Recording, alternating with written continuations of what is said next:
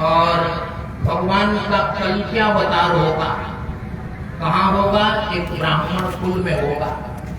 इसका मतलब कली के अंतिम चरण तक ऐसा एक ब्राह्मण कुल बचा रहेगा जो धर्म वर्ण संकरता और कर्म संकरता की चपेट में नहीं आएगा और धर्म से च्युत नहीं होगा। और उस सिद्धांतनिष्ठ परिवार में, धर्मनिष्ठ परिवार में भगवान कल के अवतार ग्रहण करेंगे। इसका मतलब क्या हुआ? कलयुग के तमाम उपद्रवों के बावजूद निर्णय हमें करना है कि हमें धर्म के पक्ष में रहना है कि अधर्म के पक्ष में रहना है। और कलिकाल में पुराणों में अधर्म के 8 लक्षण बतलाए गए हैं, उनमें एक का नाम है धर्माभास। इसलिए हमारे घनिष्ठ मित्र समादरणीय श्री कृष्णानंद शास्त्री जी महाराज ने कहा कि संतों का दायित्व क्या है, इस पर चर्चा होनी चाहिए। मैं निवेदन करता हूं, कलिकाल जो है उसमें और युगों में धर्म और अधर्म आमने सामने रहते हैं, लेकिन कलिकाल में धर्म में ही अधर्म आ जाता है। और धर्म को देखकर लगता है कि धर्म का आभास होता है, लेकिन निकट जाने पर वहां अधर्म ही है। यदि साधन शुद्ध नहीं है, हृदय शुद्ध नहीं है। यहाँ समादरणीय श्री मारुति किंकर जी महाराज विराजमान है, जिन्होंने बहुत सुंदर कथा विस्माई हम लोगों को पहले से भी सुनाते रहे। मैं निवेदन करना चाहता हूं, श्रीमद् भागवत में भी और श्रीमद् रामायण में भी दोनों में मन शुद्धि विहीना नाम, दोनों में मन की शुद्धि, श्रीमद् वाल्मीकि रामायण में मन शुद्धि विहीना नाम, और श्रीमद् भागवत में एतस्माद् परम किंचन मनः शुद्ध्यै न विद्यते जन्मांतरे भवेत् पुण्यम तदा भागवतम लभेत्। तो संतों का, शास्त्री संतों का सबसे बड़ा दायित्व है कि प्रजा के मन की शुद्धि रहे। ये संस्मरणात् सत्यो पुनन्ति गृहाः, ऐसा हमारे यहाँ शास्त्रकार का वचन है। जिन महापुरुषों के स्मरण मात्र से, नारद का, अंगिरा का, भृगु का, वशिष्ठ का, और इस प्रकार उनके प्रतिनिधि इन संतों का यदि आज नाम लिया जाए तो गृहस्थाश्रम उसी समय सत्य पुनन्ति, उसी समय उनके संस्मरण से पवित्र हो जाते हैं। महापुरुषों के जीवन में, महापुरुषों के चरित्र में, महापुरुषों के चिंतन में इस प्रकार की और ऊंचाई होनी चाहिए, इस प्रकार का त्याग होना चाहिए। प्रातः स्मरणीय स्मदाचार्य श्रीमद जगत गुरु शंकराचार्य पुरी पीठाधीश्वर महाभाग ने हम लोगों को बताया था कि जो साधु होते हैं वे अग्नि और वायु के रूप में होते हैं। अग्नि तत्व का मतलब होता है कि किसी भी कुत्सित, किसी भी विकृत वस्तु को वह पवित्र कर देते हैं। और वायु देव का भी काम है कि वो निरंतर संचरण करते हैं और जो सत्धर्म है उसका प्रचार प्रसार करते हैं, संसार को पवित्र करते रहते हैं। ये उनका काम है। तो साधुओं का चरित्र, साधु चरित्र, शुभ चरित्र पासु श्री हनुमान जी महाराज जो भगवान शिव के अवतार हैं, और सीधे सीधे उन्होंने साधु का स्वरूप ग्रहण किया। उनका स्वरूप कैसा है? ब्रह्मचारी के रूप में भगवान श्री रामभद्र से जब मिलते हैं और चर्चा करते हैं, प्रश्न पूछते हैं, तो भगवान श्री रामभद्र श्री हनुमान जी महाराज का उत्तर नहीं देते, लक्ष्मण जी से कहते हैं बहुव्याहरता नेन न किंचित अपशब्दितम। लक्ष्मण, यह कितना बहुश्रुत है, कितना विद्वान यह ब्रह्मचारी है। और ब्रह्मचारी शब्द नहीं कहा, मूल रामायण में भगवान श्री रामभद्र कहते हैं कि ऐसा मंत्री जिस राजा के पास हो उसका कभी पराभव नहीं हो सकता। यह भगवान श्री रामभद्र की टिप्पणी है। श्री हनुमान जी महाराज जैसा मंत्री जिस राजा के पास होगा उसकी पराजय नहीं हो सकती, और श्री हनुमान जी महाराज जैसे इष्ट जिस व्यक्ति के पास रहे उसकी पराभव हो सकती है क्या? हमारे समाज की पराभव नहीं हो सकती। इसलिए श्री हनुमान जी महाराज का उनका जो सौशील्य है, उनके पास जो बल है, शील और बल दोनों रहते हैं तब बात बनती है। केवल शील रहे तो कभी कभी गुनाह लखन कर हम पर रोसू, और यहाँ टेढ़ जान बंदई सब पाहु, वक्र चंद्रमय सही न राहु। इसलिए रिपु सूदन पद कमल नमामि, सूर सुशील भरत अनुगामी। भरत अनुगामी, भरत जी दास हैं, रामायण में उन्हें रामदास कहा है। और हमारे श्री वैष्णव महापुरुष लोग दासानुदास अपने को कहते हैं। यदि सही अर्थों में दासानुदास अपने को माने तो बहुत अच्छी बात है, और इससे अधिक कहना ठीक भी नहीं है। तो सूर सुशील भरत अनुगामी, श्री शत्रुघ्न जी महाराज श्री भरत जी के दास हैं, अनुगमन करने वाले हैं। लेकिन उनके दो गुण हैं, एक है सूरता और दूसरी है सुशीलता। सुशीलता की रक्षा भी तभी हो सकती जब शूरता हो, और श्री हनुमान जी महाराज में दोनों गुण कैसे हैं? यत्र यत्र रघुनाथ कीर्तनम तत्र तत्र कृतमस्तकांजलि।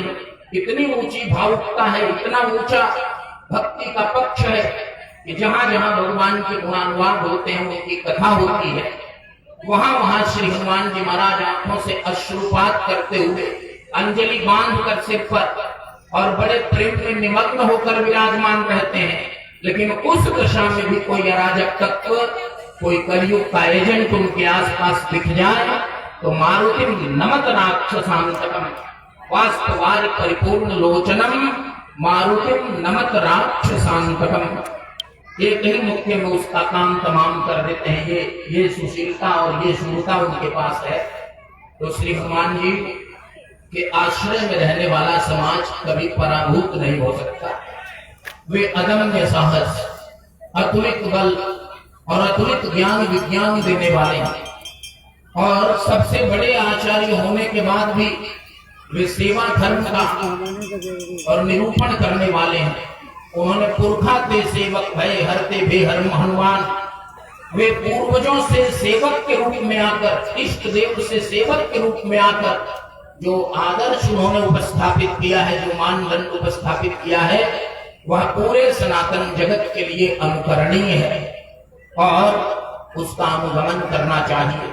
हनुमत चरित्र पर विस्तार से चर्चा करनी चाहिए। उस प्रकार की चर्चा अभी नहीं हो पा रही है जिस प्रकार की चर्चा समाज में होनी चाहिए। समाज में हनुमान जी को वानर बता दिया। गोस्वामी जी स्तुति करते हैं, जयति मंगलागार वानराकार विग्रह पुरारी कहते हैं। और समाज में नारद जी को जोकर बना दिया। मैंने नारद जी से बात शुरू की थी। नारद जी ऐसे आचार्य हैं, ऐसे संत हैं जिनसे हिरण्याक्ष हिरण्यकशिपु भी डरते हैं। हिरण्यकशिपु के घर में प्रहलाद को उत्पन्न करना यह देवर्षि नारद का चमत्कार है, यह संतों का कर्तव्य है। हिरण्यकशिपु के अराजक शासन को केवल अंत ही नहीं किया, बल्कि असुर वंश में और वैदिक सनातन साम्राज्य की स्थापना करने वाले भक्त शिरोमणि प्रहलाद जी की प्रतिष्ठा की, उनको प्रकट किया, उनका प्राकट्य और प्रकाशन किया। यह देवर्षि नारद जी का श्रेय है। रावण और कुंभकर्ण भी नारद जी से डरते हैं, और कुंभकर्ण जैसे राक्षस को भी नारद जी भगवत तत्व का उपदेश देते हैं। नारद मुनि मोहि ज्ञान जो कहा, जिस प्रकार का ज्ञान मुझे देवर्षि नारद ने, जहां इच्छा हो विराजिए। सब संतों के दर्शन हो रहे हैं, बड़ी अच्छी बात है। नारद मुनि मोहि ज्ञान जो कहा। नारद जी कैसे हैं? अहो नारद धन्यो से विरक्ता नाम शिरोमणि सदा श्री कृष्ण दासा नाम अग्रणी योग भास्कर। नारद जी की साधुता, हनुमान जी की साधुता हमारे भीतर जब तक नहीं आए तब तक धर्म का मर्म हमारे अंदर उतरेगा नहीं। इसलिए नारद जी की साधुता का अनुभव कीजिए। वे सबको आत्मस्वरूप मानते हैं, सबको आत्मीय मानते हैं, लेकिन सिद्धांत से समझौता नहीं। भगवान कृष्ण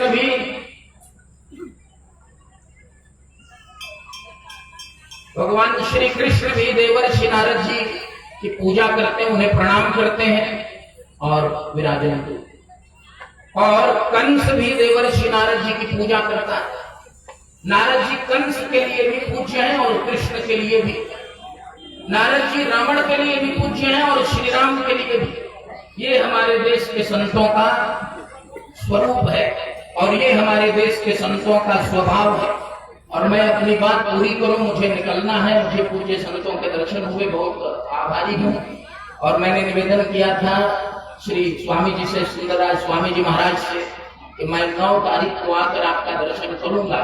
तो उन्होंने आदेश दिया कि नहीं, आपको हर हालत में 8 को ही आना है। तो 8 को आने का ये जो लाभ मुझे मिल रहा है, इस लाभ का पूरा पूरा आनंद लेते हुए मुझे शीघ्र निकलना है, इसलिए मैं बात पूरी करूंगा। मैं निवेदन कर रहा था कि संतों का और ब्राह्मणों का, आचार्यों का कर्तव्य क्या है? विलुप्त ज्ञान विज्ञान को अपने तपोबल से उद्भासित करना। कालक्रम से ज्ञान विज्ञान के ऊपर भी धूल पड़ जाती है, पर्दे पड़ जाते हैं, गर्दे पड़ जाते हैं। उस पर्दे को अपने तपोबल से समाप्त करना और उसको उजागर करना। दूसरा, विकृत ज्ञान विज्ञान को पुष्ट करना। कई प्रकार की विकृतियां हमारे आचार में भी आ रही हैं। कई प्रकार की विकृतियां मैं बहुत बचा कर कहना चाहता हूं, बहुत बचा कर कहना चाहता हूं। कई प्रकार की विकृतियां आ जाती हैं। तो ऐसी दशा में जो शास्त्रीय सिद्धांत है और जो शास्त्रीय स्वरूप है, चाहे वो यज्ञ का हो, प्रवचन का हो, सत्संग का हो, साधुता का हो, उस स्वरूप का और उस यज्ञ का उस रूप में प्रवर्तन हो।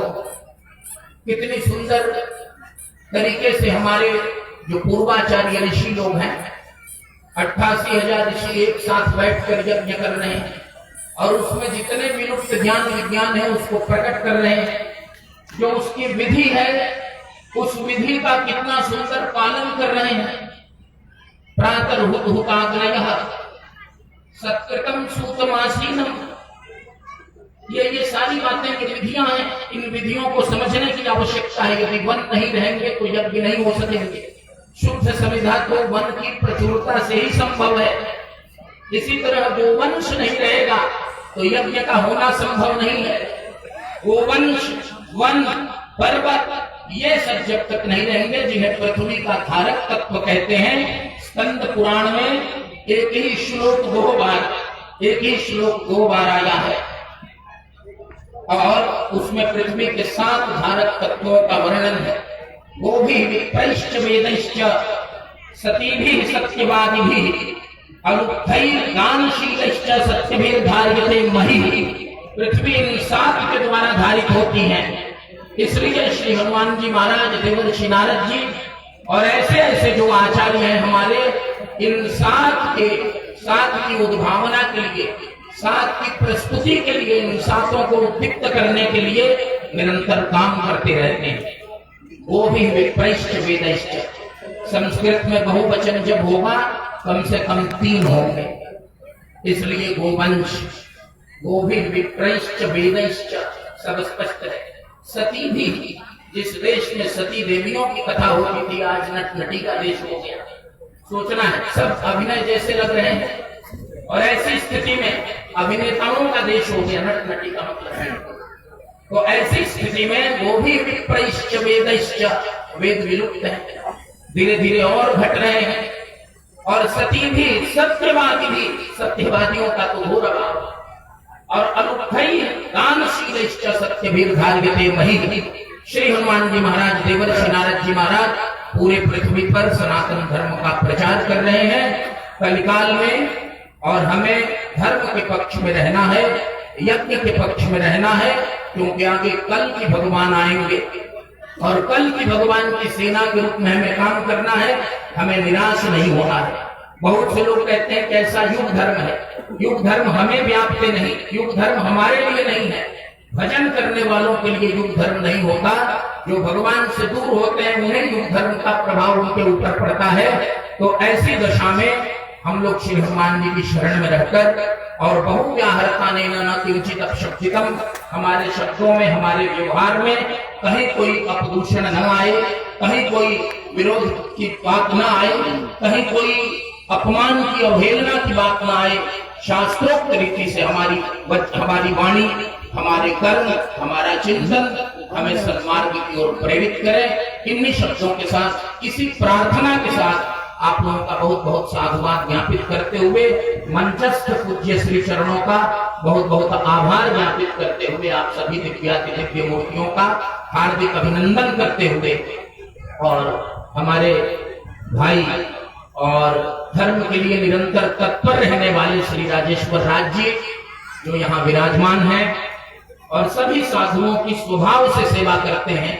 मेरी भी आपने बहुत सेवा की है, बहुत सहयोग किया है, आपका भी बहुत बहुत अभिनंदन। बारंबार स्वामी सुंदरराज जी महाराज का मैं धन्यवाद ज्ञापित करता हूँ। उनकी कृपा से आप सबके दर्शन हुए। बहुत बहुत धन्यवाद। हर हर महादेव।